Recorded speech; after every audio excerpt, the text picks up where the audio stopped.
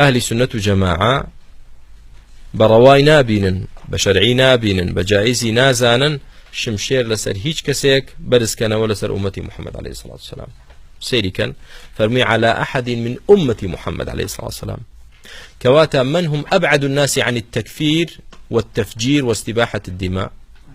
أهل السنة. بويا شيخ الإسلام ابن تيمية رحمة الله عليه فرمو لا نكفر من يكفرنا، لا نكفر من يكفرنا. أوش كتكفير ما عندك أي مناين تكفيري من باب ردة الفعل أو ناكن.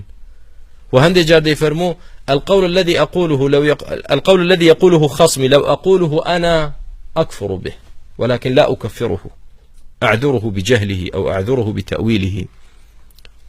أو قسيك خصم كم ديكا من خم ديكم بيكافر دبن بلام تكفيري أو ناكم بو معذورة بشي عذري أو يبودن مو جاهل بتيناقات عذري أو يبودن مو تأويلي شي هبت كواتا برا كانم أبعد الناس عن التفجير والفتن بريتيا لشي دورترين كزل فتنة وأرجاو خوان رجي بريتيا لأهل السنة ولا نرى السيف على أحد من أمة محمد. أما مسألة عقدية يعني ندرس ماذا؟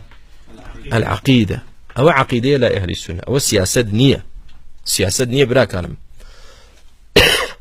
لوية لا يهندك السياسة سلم وحرب بجوري سياسة دقورت عصمته استباحي دماء لا أوان بجوري سياسته ومصلحتي عند دقوري كتوانا هبي خواني خالق درجات وانا نبي دي باريزي بلام لا إما مسألة عقيدة. أمتي محمد عليه الصلاة والسلام أمتي محمد كل المسلم على المسلم حرام دمه وماله وعرضه خوانكي مالكي وعرضه كرامته سمعته ناموسكي حموي باريز